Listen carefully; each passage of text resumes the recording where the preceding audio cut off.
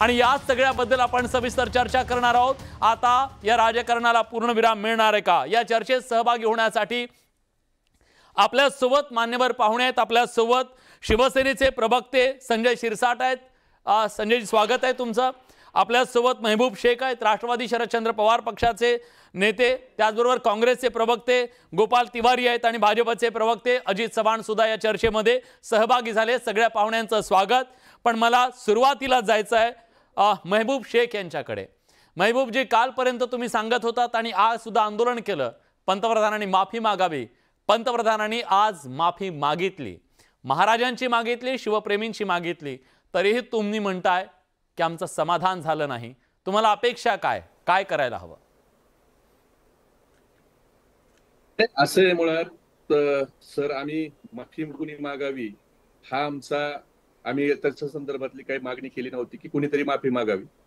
मुळात छत्रपती शिवाजी महाराज जे महाराष्ट्राचा आराध्य दैवत आहे, महाराष्ट्राचा अभिमान आहे आणि महाराष्ट्राची ओळख ही संबंध देशामध्ये छत्रपती शिवाजी महाराजांच्या नावाने सुरू होते। अशा छत्रपती शिवाजी महाराजांचा पुतळा तयार होतो आणि तो पुतळा अवघ्या 8 महिन्यामध्ये त्या ठिकाणी पडतो आणि तो पडताना राज्याचे मुख्यमंत्री हे उत्तर देतात की 45 किलोमीटर ताशी वेगाने वारा वाहत होता आणि त्याच्यामुळे तो पुतळा पडला। खर तर त्या परिसरात जर एवढा वारा होता तर एक साधं नारळाचं झाड पडलं नाही, झाड सोडा त्याच्यावरचं नारळ पडलं नाही। ठीक आहे, आणि हा पुतळा पडतो, काहीतरी तांत्रिक कारण आहे। मी येतो तुमच्याकडे। तांत्रिक कारणामुळे तुमचा व्हिज्युअल्स आमच्यापर्यंत येत नाही। मी येतो तुमच्याकडे, पण मी हाच मुद्दा घेऊन जातोय तिवारींकडे। गोपाळजी, तुम्ही मागणी केली, काँग्रेसने आज आंदोलन केलं मुंबईमध्ये, वर्षा गायकवाड यांनी त्यांचं म्हणणं होतं माफी मागा, माफी मागितली, ऐतिहासिक अशी पंतप्रधानांनी माफी मागितली, तुमचं समाधान होत नाहीये, तुम्हाला हवंय काय? नाही, बिलकुल माफी त्यांनी का मागितली, कशासाठी मागितली?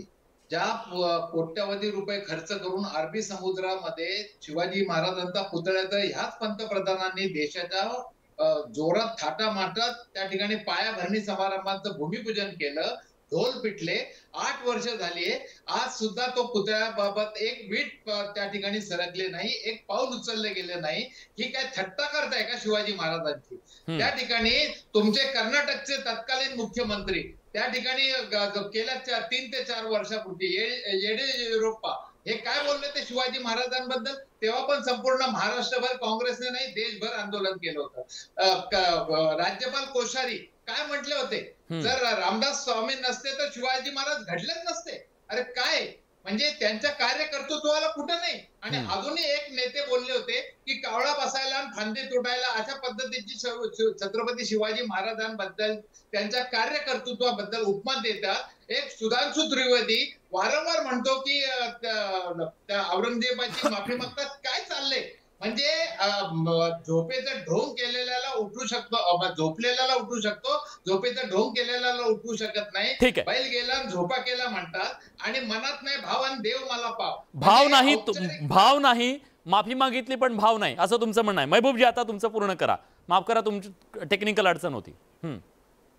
मुळात सर, मी मगाशी म्हणत होतो आपल्याला की ज्या वेळेला छत्रपती शिवाजी महाराजांचा पुतळा पडला त्याच दिवशी खर तर काहीतरी कारण देण्यापेक्षा त्यांनी त्याच दिवशी माफी मागायला पाहिजे होती। राज्याचे मुख्यमंत्री सांगतात की ताशी 45 किलोमीटर पर आवर्सने वारा वाहत होता आणि त्या वाऱ्यामुळे पुतळा पडला। मुळात तिथं आजूबाजूला कोकणात नारळाचं एक झाड पडलं नाही, झाड सोडा त्याच्यामधलं एक नारळ पडलं नाही। दीपक केसरकर नावाचे एक मंत्री सांगतात की वाईटातून काहीतरी चांगलं होतं। म्हणजे मुळात ह्यांना आता माफी मागायची वेळ आली। यांनी माफी मनातनं यांना मागायची असती तर शिवाजी महाराजांचा पुतळा पडला त्याच्यानंतर ह्यांचा पहिला शब्द आला असता की महाराज आम्हाला माफ करा। पण ह्यांनी तोडकं समर्थन केलं आणि ज्या वेळेला शिवप्रेमीचा उद्रेक होतोय हे यांच्या लक्षात आलं, त्यावेळेला ह्या लोकांनी आता माफीचं सोंग सुरू केलंय। मुळात आमचा प्रश्न हा आहे की ज्या कॉन्ट्रॅक्टरनी हा काम केलं, हा कुणाचा लाडका कॉन्ट्रॅक्टर आहे? त्याला काय कुणी काम दिलं? ज्याने 1.5 फुटाच्या वर मूर्ती बनवली नाही त्या कॉन्ट्रॅक्टरला काम द्यायला कुणी लावलं? नेमका छत्रपती शिवाजी महाराजांच्या सारख्या महापुरुषाचा पुतळा उभा करत असताना जर तुम्हाला छत्रपती शिवाजी महाराजांच्या बद्दल मनामध्ये जर तुमच्या कळवळ आहे तर तुम्ही किती काळजी घ्यायला पाहिजे सरकारनं? ठीक आहे, सरकारनं मी किती विचारतो काळजी घ्यायला पाहिजे संजय महाराजांचा शिरसाट पुतळा आपल्या सोबत जोडले गेलेले आहेत. संजयजी, थेट प्रश्न त्यांचा आहे, माफी मागितली पण उशीर झाला, एक मुद्दा. दुसरा मुद्दा असा आहे, तुमच्या मनात भाव नाही, असं त्यांचं म्हणणं आहे. हे बघा, महाराष्ट्रामध्ये ही झालेली जी घटना ही अत्यंत दुर्दैवी आहे. हे प्रत्येक नागरिक हे जे आहेत ना, सो कॉल्ड शिवप्रेमी, यांचं सोडून द्या, परंतु प्रत्येक नागरिकाच्या भावना दुखावल्या गेलेल्या आहे, हे मी मान्य करतोय. माझ्याही भावना दुखावल्या गेलेल्या आहेत. आणि हे असं सर्व असताना आता झालं ना घटना, परंतु ह्या घटनेतून आता आपल्याला काय करायला पाहिजे? खरं तर आपल्या अशा वेळेला शिवाजी महाराज हे तुमचं आमचं नाहीये, महाराष्ट्राचं नाही तर देशाचं वैभव आहे ते, आणि त्याला देश मानतोय, जगामध्ये त्यांना त्यांचं नाव घेतलं जाते. अशा वेळेला आपल्यासारख्या राजकीय पुढाऱ्यांनी राजकारण न करता, होय दुर्दैवी घटना झाली त्याबद्दल माफी मागितली, अजितदादांनी मागितली, मुख्यमंत्र्यांनी मागितली, आज पंतप्रधानांनी मागितली, विषय तिथं संपवून एक चांगलं काय निर्माण करता येईल? समाजामध्ये आपल्याला तेढ निर्माण करायचंय का? नाही ना. महाराजाबद्दल तुम्हाला आदर आहे, आम्हाला आदर नाही, असं समजायचंय का महाराज नाही, महाराज आता हे काही आमचेच आहेत, आता तुम्ही जे काही केलं ते सगळं चुकीचं आहे. आणि दुसरं, मुळामध्ये मुद्दा काय काढतायत?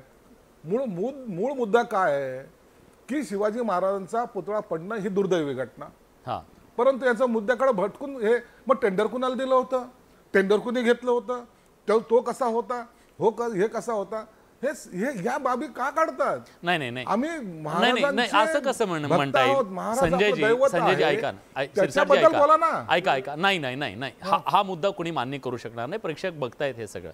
आज तुमच्यावर माफी मागायची वेळ, मुख्यमंत्र्यांनी माफी मागितली, पंतप्रधानांनी देशाच्या माफी मागितली. मी सांगतो ऐतिहासिक माफी आहे ही. माफी ज्यांच्यामुळे तुम्हाला मागायची वेळ आली त्यांच्यावर कारवाई नको, त्यांच्याबद्दल प्रश्न विचारायला नको का? हा त्यांचा सवाल आहे.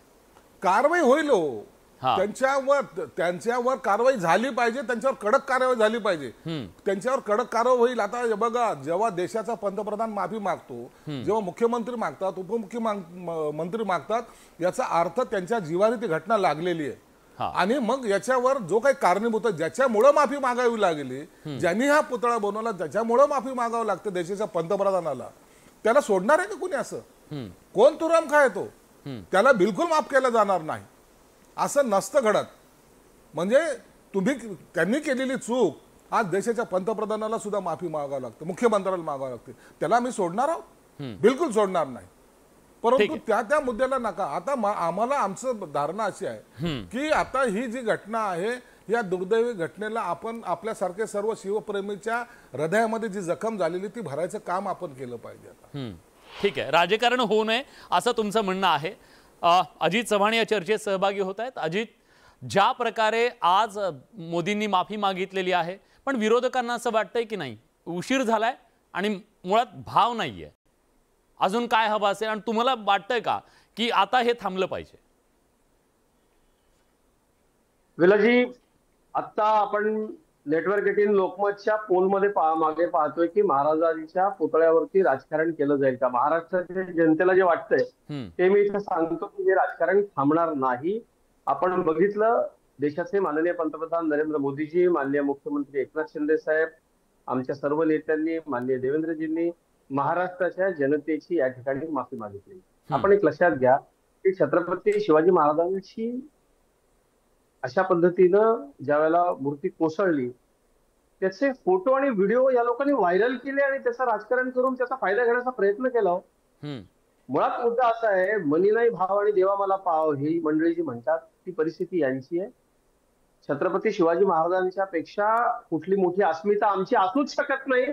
माननीय पंतप्रधान नतमस्तक झाले आणि महाराष्ट्राच्या जनतेची, शिवप्रेमींची त्यांनी माफी मागितली.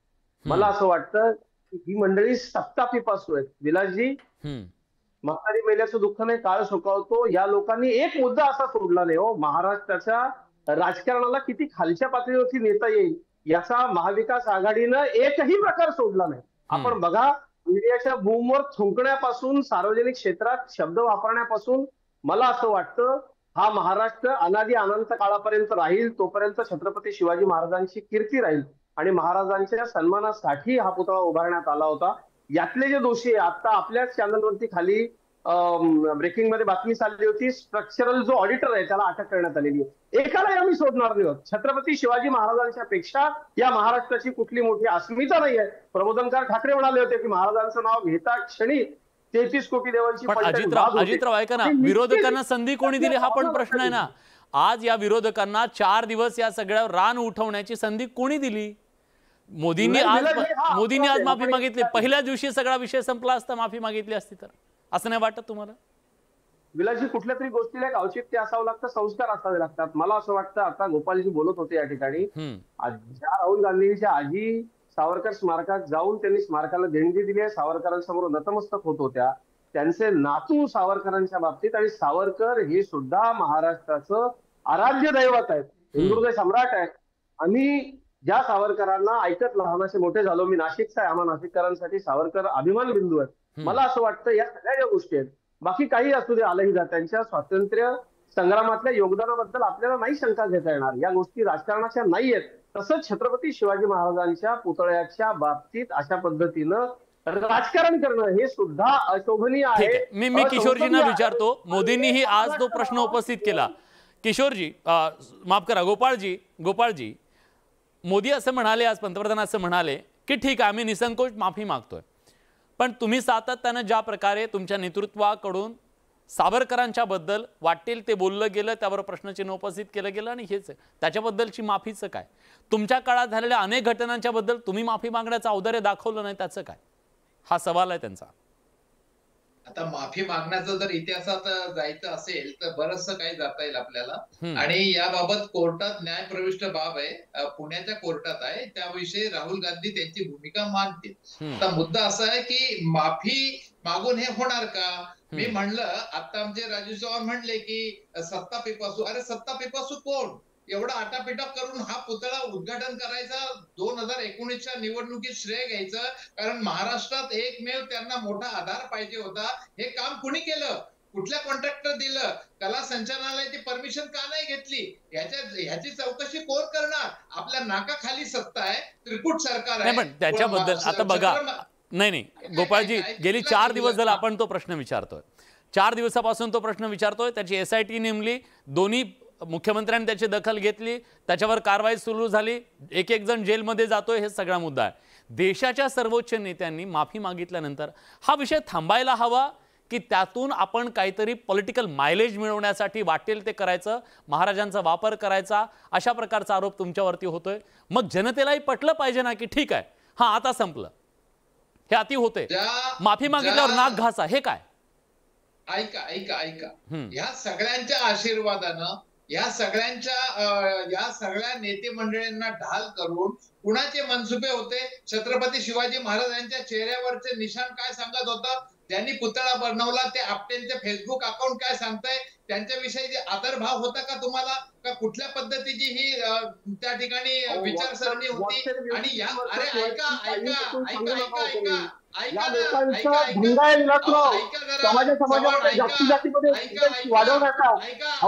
मी अजित चव्हाण आहे हे लक्षात घ्या. तुम्ही ते कुठं वाचलंय? कुठं अशा पद्धतीनं तुम्ही व्हॉट्सअप युनिव्हर्सिटीमधलं पाठवू नका. पंडित नेहरूंनी उत्तर द्या. पंडित नेहरूंनी शिवाजी महाराजांना लुटारू संबोधलं. माझा माफी महाराष्ट्राची आहे का? संस्कार असावे लागतात त्यासाठी. तुम्हाला कुठल्या तरी व्हॉट्सअप युनिव्हर्सिटीमध्ये अगदी सारखे हे जे लोक आहेत जे या व्हॉट्सअप युनिव्हर्सिटीचा वापर करतात, त्याचं ज्ञान इथं बाजू नका तुम्ही. महाराष्ट्राच्या गोपाळजी, मी विचारतो अजयजी मी विचारतो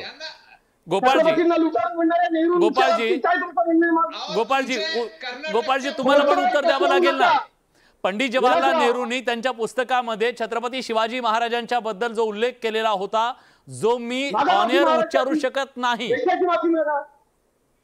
त्याच्याबद्दल माफी नको का मागायला? मग छत्रपती शिवाजी महाराजांचा पंडित गांधी परिवारानं महाराष्ट्राच्या नाही देशाच्या समोर 100 वेळा माफी मागितली पाहिजे. ठीक आहे, थांबा, मी विचारतो, उत्तर घेऊ अजयजी, उत्तर घेऊ. ऐका, पंडित नेहरूंचा शिवाजी महाराजांविषयी काय भाव आहे त्यांच्या प्रतापगडच्या उद्घाटनाच्या भाषणाच्या ऑडिओ मध्ये आहे. आता अहो मी पण दाखवतो ते audio. अडवलं होतं ते त्यांना, पंतप्रधान पुतळ्याचं अहो, उद्घाटन करताना त्यांना अडवलं होतं शिवप्रेमींनी. तेव्हा त्यांनी सांगितलं महाराष्ट्राची जनता उभी राहिली होती. काँग्रेसच्या नेत्याला कसं नाही तर नेहरू तिथपर्यंत हा महाराष्ट्राच्या त्यावेळेला नेहरूंच्या बाबतीतला राग होता शिवाजीजी आणि हिस्टोरी ऑफ इंडिया मध्ये नाही, रेकॉर्ड ठीक होती. आहे आजीजी मला मला मला मला वाटतं की आपण ठीक आहे. मी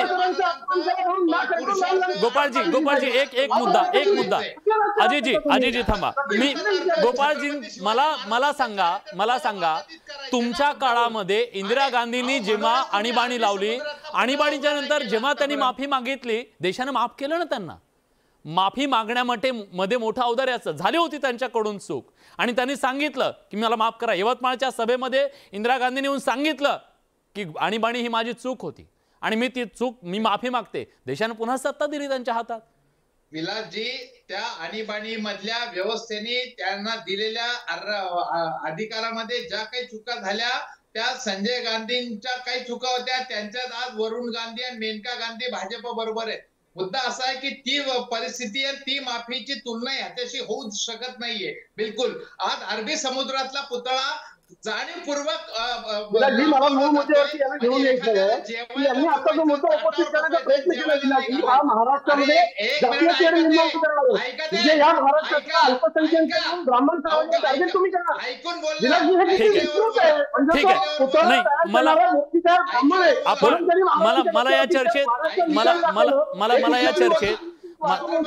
मला या चर्चेत महबूब शेख यांना पण आणायचं आहे. महबूब शेखजी, जेव्हा आजीजी थांबा, मी दोघांनाही थांबवतोय. महबूबजी, जर माफीच मागायची झाली तर अशा अनेक घटना इतिहासामध्ये आहेत ज्याच्याबद्दल माफी मागायला हवी. राज्याचे उपमुख्यमंत्री देवेंद्र फडणवीस यांनी स्पष्ट शब्दात काल सांगितलं, जर तुम्हाला इतकीच जर चाड आहे तर मग तुम्ही माफी त्यावेळी मागायला हवी होती. जो नरसंहार झाला, शेकडो लोकांना जिथं मारलं गेलं गोवारी हत्याकांडामध्ये, त्यानंतर तत्कालीन मुख्यमंत्र्यांनी माफी मागितली का, हा सवाल तुम्हाला सुद्धा विचारला गेलाय, तोही राज्याच्या उपमुख्यमंत्र्यांकडून, देवेंद्र फडणवीसांकडून. तुमचं उत्तर काय? असं आहे की सर, मुळात मागं काय झालं, मग तुम्ही चुका केल्या होत्या, तुम्ही माफी मागितली, मग आम्ही पुढे चुका करणार, अशा काही स्पर्धा लागली का? विषय काय, आम्ही आता या चर्चेत फक्त छत्रपती शिवाजी महाराजांचा जो पुतळा पडलाय त्यानं जे महाराष्ट्राच्या शिवप्रेमीच्या भावना दुखवल्यात, आम्ही त्याच्यावर बोलतोय. आम्ही हे म्हणू शकतो की तुमचे कोश्यारी जे राज्यपाल होते ते छत्रपती शिवाजी महाराजांना, शिवाजी महाराज हे जुन्या काळाचे हिरो झालेत असं म्हणले होते. आम्ही याची आठवण करू. नाही, मी फक्त एक संदर्भ देतो तुम्हाला, जालियनवाला बाग हत्याकांडाच्या नंतर 100 वर्षानंतर, जालियनवाला बाग हत्याकांड झाल्याच्या नंतर 100 वर्षांनी ब्रिटननं माफी मागितलेली आहे. त्याच्याबद्दलची माफी केव्हाही मागितली जाऊ शकते. त्याच्यासाठी जे औदार्य असतं ना राजकीय नेत्यांकडे भारतातल्या विशेषतः, ते नाहीये. आज जर मोदींनी माफी मागितली असेल, मुख्यमंत्र्यांनी माफी मागितली असेल, तर मला वाटतं की या संदर्भात मग तुम्ही पण माफी मागायला काय हरकत आहे, ज्या चुका झाल्या असतील त्याच्याबद्दल. माझं मत असं आहे की माफी त्यांनी मागितली का, त्यांनी माफी मागायची होती तर ज्या दिवशी पडलं पुतळा त्या दिवशीच ह्यांनी माफी येऊन राज्याच्या मुख्यमंत्र्यांनी माफी मागायला पाहिजे होती. खरं देशाच्या पंतप्रधानाला राज्याच्या नाकारतेपणामुळे माफी मागावी लागती, म्हणजे सरकार किती नाकारतंय हे महाराष्ट्रातलं, यांच्या नाकारतेपणामुळं त्या ठिकाणी माफी देशाच्या पंतप्रधानाला येऊन मागावं लागते. हीच खरं तर संजय शिरसाट जी तुम्हाला पटत नाहीये बहुतेक हे, ते असं म्हणतात तुमच्यामुळे आज पंतप्रधानांना इथं माफी मागायची वेळ आली आहे. गेल्या त्यांच्या 10 वर्षाच्या कारकिर्दीत त्यांना कधीच माफी मागायची वेळ आली नव्हती. आज इथल्या राज्यकर्त्यांच्या नाकर्तेपणामुळे हे झालं असं त्यांचा थेट आरोप आहे. काय माहितीये का, या लोकांना बनवाबनवी जे आहे ना ती एवढी परफेक्ट जमते ना. गिरेबी तो टांग ऊपर हा जो का प्रकार आहे यांचा चाललेला, हा अत्यंत दुर्दैवी. हे इश्यू कसा करता येईल, हे कोणतीही घटना शांत होऊन व्हावी किंवा समाजामध्ये चांगलं वातावरण, हेल्दी वातावरण असावं, हे यांचा हेतूच नाही मुळामध्ये. हे बघा, तुम्हाला एक छोटीशी घटना सांगतो. मुळामध्ये आता सगळेजण बॅग चाललेत म्हणून मी थोडा बॅग जातो. मराठवाडा आंदोलन, मराठवाडा नामांतराचं आंदोलन बडेजाई सर तुम्हाला चांगल्या प्रकारे माहिती आहे. हो 18 वर्ष यांनी एकमेकांना डोके फोडायला लावली. 18 वर्ष घरं जाळायला लावली, समाजामध्ये द्वेष निर्माण केला. किती 1 2 3 नाही 18 वर्ष मराठवाड्याचा विकास त्यामुळे थांबला. लोकांमध्ये एकमेकांमध्ये संघर्ष यांनी तयार केला. सत्ता कुणाची होती? तुमचीच होती. तुम्हीच होतो मुख्यमंत्री, तुम्हीच सर्व चालवत होते. जर त्या एकमेकाच्या दोन्ही समाज जेव्हा समोर येत होते, अनेक लोकांचे प्राणाची आहुती त्याच्यामध्ये गेली, अनेकांची घरं उद्ध्वस्त झाली, माफी मागितली का हो? माणसं नाहीत ते. गोवारी हत्याकांड माणसं नव्हती ती. परंतु जेव्हा यांच्यावर वेळ येते, मग 3 दिवस अगोदर का नाही मागितले? 3 दिवस 3 दिवस. अहो आता 85 ची घटना आहे. 78 ते 85, 78 पासून ते आंदोलन सुरू झालं होतं तेव्हा 78ला, आणि 17 वर्ष झालं. आजही तुम्ही त्या लोकांची माफी का नाही मागितली की आमच्यामुळे तुमचे घर उद्ध्वस्त झाले, मी त्याची माफी मागतो? हा हिंमत तुमच्यात नाहीये. परंतु आता कसं आहे, निवडणुका विधानसभेच्या तोंडावर आहेत. मग प्रत्येक घटना तुम्ही आता गेल्या 1 महिन्याभरापासून पहा. आता हे कुशारी गेले, हे गेले, ते जे येतील ते जातील हो. त्यांचं काय घेऊन बसलाय? महाराजांची त्यांची कुठं काय बरोबरी करायला लागले काय तुम्ही? महाराज आहेत. देशाचा पंतप्रधान जेव्हा माफी मागतो ना, यामध्ये महाराजांचं असलेलं स्थान किती मजबूत आहे हे पाहायला मिळतंय. ठीक आहे, हा मी अनुभव विचारतो. याचा स्वाभिमान बाळगा. माझ्या महाराजांचं नाव किती मोठं आहे. देशाचा पंतप्रधान जरी असला तो माफी मागतोय. ठीक आहे, याच्यापेक्षा मोठं समाधान काय असं? ठीक आहे. या चर्चेमध्ये किशोर तिवारींना किशोर तिवारी सुद्धा जोडले गेले. मी येतो शिरसाटजी तुमच्याकडे. किशोर तिवारी जोडले गेलेले आहेत. किशोरजी, सातत्यानं आल्या तुमचा हात वर होता. कुठल्या मुद्द्यावर तुम्हाला मत मांडायचं आहे? तुमच्या यवतमाळमध्ये येऊन इंदिरा गांधीजींनी माफी मागितलेली होती आणि देशाने माफ केलं, पुन्हा त्यांना सत्ता सुद्धा दिलेली होती. आता पंतप्रधान आज आले, त्यांनी माफी मागितली. तुमचं समाधान झालंय की नाहीये? नाही, माफी मागितली. मात्र संजय शिरसाट, तुम्हाला सांगतो की तुमचं नशीबच बेकार आहे. किरकिरी होतच आहे तुमची, आहे ना. आता त्याच्यात तो ठाण्याचा निघाला, आणि त्याच्यात मग भ्रष्टाचार भरपूर आहे. तुम्ही हे बघा, हे सुरुवातीला आहे ना, तुम्ही डिफेंड करायला नको होतो. मी सांगतो ना, 45 किलोमीटर वारे वगैरे काढायला नको होतं. चूक झाली. आता मला अजित पवारांनी जी भूमिका घेतली पहिल्यांदा ती बरी वाटली की अनकंडिशनल एपॉलॉजी. सेकंडली आली ती एकनाथ शिंदेची, आणि आता आली आहे नरेंद्र मोदीजीची. पण नरेंद्र मोदीजीची मी पूर्ण एपॉलॉजी ऐकली. संजय, तुम्ही बी ऐकली असेल. मी सांगतो, त्यांनी एपॉलॉजी दिली की शिवाजी महाराज व त्यांना आराध्य देव मानणाऱ्या सगळ्यांना धमकी दिली की काय असं वाटत होतं. मला असं वाटलं ईडी सीबीआय लावतो, शिवाजी महाराज शांत व्हा, असं काही बोलल्यासारखं वाटलं. कारण त्यांचं ते विनम्रता नव्हती. त्यांनी दटावून बोललंय. मात्र ठीक आहे, मी माफी पूर्ण झाली. पात्र जी सरकारने किरकिरी करून घेतली आपली, तर सरकारला जर पश्चाताप झाला असेल तर त्याच्यात ज्या घोड चुका झाल्या त्याच्यावर गंभीरपणे पुन्हा बघावं, अशी होणार नाही याच्यासाठी प्रयत्न करावे.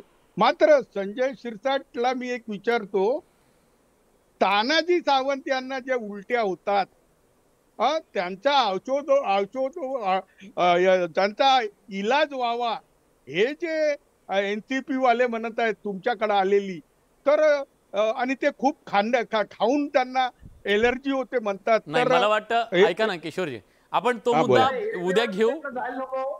नाही, उद्या तो मुद्दा घेऊ, त्याच्यावरती बोलू ना. काय तानाजी सावंत आज पुन्हा एक कुठलं तरी स्टेटमेंट करतील, उद्या बोलू. एक सेकंद बोलतो. हा शिरसाटजी बोला. एकच सेकंद बोलतो. बोला. मी कसा बोलतो, तुम्ही कसे बोलता किंवा इतर कसे बोलता, ह्या प्रत्येकाच्या आवाजाचा असलेला फरक. तुम्हाला एखाद्याचा आवाज धीरगंभीर वाटत असेल, एखाद्याचा आवाज संजय तुम्ही किती विनम्र आहात. तुम्ही जाऊ नका. संजय तुम्ही किती विनम्र आहात. तुम्ही किती विनम्र आहात. मोदीची दटावत होते, शिवाजी महाराजांना दटावत होते बाबा, शिवाजी महाराजांना दटावत होते. तुम्ही इतकी विनम्रता दाखवता. असं नका समजू. अहो, प्रत्येक ते किती प्रत्येक दटावत गोष्टीमध्ये होते. तुम्ही असं समजू नका. एखाद्याचा बोलण्याचा आवाज आहे दावत, तुम्ही दटावत का म्हणता? तुम्ही माफी मागणारा माणूस दटावत शकतो का? अरे माफी मागणारा माणूस दटावून का माफी माफी मागितली? मागेल? एवढं जर त्याच्या मनगटात दाखवायचं असं, अहो आता तुम्ही मला वाटतं मोदींचे कोणतीच भाषणे ऐकलेली दिसत नाहीत. ते त्यांच्या भाषणामध्ये त्यांचा असलेला आवाजाचा जो काही हे असतो, sound जो असतो ना, अहो तुम्ही महाराजाला दटावता. आता हे कसं, कोणतं लॉजिक आहे तुमचं? तुम्ही सिनियर आहात, तुम्ही मला एक सांगा, त्याच्यामध्ये माफी मागताना किशोर तिवारीजी एक प्रश्न असा पण आहे ना, ऐकता तुमच्या पक्षाचा माफीचा तर काही संबंध ऐकता खरं ना, ऐकता खरं, एक सेकंद ऐका ना खरं. आता बडेजी एखाद्याची माफी मागायची, तुमच्याकडे येतो तुमच्याकडे. हा शीर्षक साहेब बोला. बडेजी एखादा एक लक्षात घ्या, एक तर जर एखाद्यामध्ये अहंकार असेल, एखाद्याला आपल्या ताकदीवर जास्त भरोसा असेल, तर तो कधीही तुमची माफी मागणार नाही. जर माफी माग देखता मैं तेरे को माफी मांग रहा भला की नाही, दात तोड दूंगा, असं कधी होतं का हो? नाही.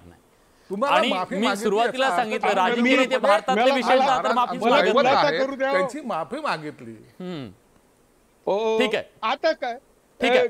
मी महबूबकडे बोलायला लागले, तुम्ही जर मोदीच्या आवाजाला जर ईडी समजायला लागले तर कसं व्हायचं? महबूब बोला, तुम्ही बोला आणि नंतर मी अजितकडे जातो. वेळ कमी भीतीमुळे झालं. महाराष्ट्राच्या जनतेला हे जाणून घ्यायचंय की हा पुतळा पडला, ह्या पुतळ्याकडे अक्षम दुर्लक्ष कुणी केलं, आपटे नावाचा लाडाचा कुणाचा कॉन्ट्रॅक्टर आहे, याच्या संदर्भात कुणी क्वालिटीचं कॉम्प्रोमाइज केलं, काय काय झालं तिथं, आम्ही का परवा गेलो, काय राडा केला भारतीय जनता पार्टीच्या खासदारानं तिथं निषेध करायला विरोधी पक्ष ज्यावेळेला जातो त्यावेळेला तिथं जाऊन दादागिरी करायची, हुल्लडबाजी करायची, तिथं येऊ द्यायचं नाही. ठीक आहे, मी पटकन एक कमेंट घेतो. अजित बघा ना, मोदी आज मुख्यमंत्री माफी मागतायत, उपमुख्यमंत्री माफी मागतायत, मोदी आज माफी मागतायत. मग अशा वेळी राणेंनी तिथं जो राडा घातला तो कितपत योग्य होता? तो योग्य होता का? मी अजितला विचारतो, अजित कडून घेतो उत्तर घेतो ना पटकन. त्यांचा जन्मसिद्ध अधिकार आहे. बोला जन्मसिद्ध अधिकार आहे. अगदी बरोबर किशोरभाई, तुम्ही तळ कोकणातल्या निवडणुका विसरलेल्या नाहीत. खरं तर तुम्ही अधिकृत उमाठामध्ये नाही आहात, त्यामुळं विदर्भातनं त्यावेळेला तुम्ही कोकणात गेल्याची शक्यता जरा कमीच असेल. परंतु बघा, मी अगदी स्पष्टपणे आपल्याला सांगतो की प्रत्येकाची राजकारण करण्याची एक पद्धत असते. ज्या पद्धतीनं या सगळ्या मंडळींनी छत्रपती शिवरायांचा पुतळा कोसळल्यानंतर त्याचं राजकारण करायला सुरुवात केली. माझी एक प्रकृती आहे, माझी बोलण्याची एक शैली आहे, त्यानुसार मी त्याच्या बाबतीत मत व्यक्त करतोय. सन्मान्य नारायणराव राणे साहेबांची एक शैली आहे, त्यानुसार त्यांनी त्या बाबतीमध्ये त्यांचं मत व्यक्त केलं. नाही, एक वेळ मोदींचं मान्य करूया की त्यांचा आवाज आणि ते सगळं आहे. राणेंचं कसं त्याचं कसं समर्थन होऊ शकतं? माझी खासदार काही पण बोलतात, पोलिसांची काही इज्जत राहिली होती तर घुसून मारेन हे काय त्यांच्या अंगावर जात आहेत माझी खासदार तिथं, आणि मुळात विरोधी पक्षाच्या नेत्यांनी. बरं ठीक आहे, अजित अगदी 30 सेकंद आहेत, अगदी 30 सेकंद वेळ संपला. मला बोलू द्या ना, तेवढा मला तर ऍड करू द्या. असं आहे की वेळ संपलाय मला. अजित 30 सेकंद आहेत, फक्त 30 सेकंद. जनतेसाठी विलास सर, महाराष्ट्राच्या जनतेसाठी माझी प्रकृती नाही म्हणून व्यक्तिगतरित्या मला ते पटलेलं नसेल, पण तिथं नेमकं घडलं काय? पुतळा जेव्हा बांधला गेला, पुतळा उभा राहिला, त्यावेळी महाराजांना मुजरा करायला तुम्ही गेला होता. पुतळा कोसळल्यानंतर तिथे राजकारण केला मात्र तुम्ही निश्चितपणे गेला. मग ज्या पद्धतीने आरोप प्रत्यारोप मला वाटतं हे आरोप प्रत्यारोप सुरू राहणार आहेत. महाराष्ट्रातल्या जनतेला सुद्धा हे कळतंय की निवडणुका आहेत, निवडणुकीच्या तोंडावरती आता दोन्ही बाजूनी त्याचं कसं राजकारण करण्याचा प्रयत्न केला जाईल. पण एक गोष्ट आज या माफीच्या निमित्तानं आहे, कारण मंडळी माफी हा शब्द तसा खूप छोटा आहे, पण तो उच्चारण्यासाठी धाडस लागतं. भारतापासून अमेरिकेपर्यंत नेत्यांच्या माफीची अनेक उदाहरणं आहेत. त्यात ज्यांनी माफी मागितली त्यांना लोकांनी माफ केलंय. एवढंच नाही तर डोक्यावर सुद्धा घेतलंय. अमेरिकेचे राष्ट्रपती बिल क्लिंटन यांच्यापासून इंदिरा गांधींपर्यंत अनेकांनी आपल्या चुका प्रांजळपणे जनतेच्या समोर कबूल केल्यात. लोकांनी त्यांना माफ सुद्धा केलंय, कारण सामान्य माणसाकडे माफ करण्याचं औदार्य राजकीय नेत्यांच्या पेक्षा कितीतरी प्रचंड असतं. म्हणूनच माफीनंतर इंदिरा गांधींना या देशानं पुन्हा सत्ता दिली, हा इथला इतिहास आहे, माफीचा इतिहास आहे। या चर्चेमध्ये आपण सगळेजण सहभागी झालात त्याबद्दल तुम्हा सगळ्यांचे मी मनापासून आभार व्यक्त करतो। बडे मुद्देच्या या चर्चेत आपण इथेच थांबतोय।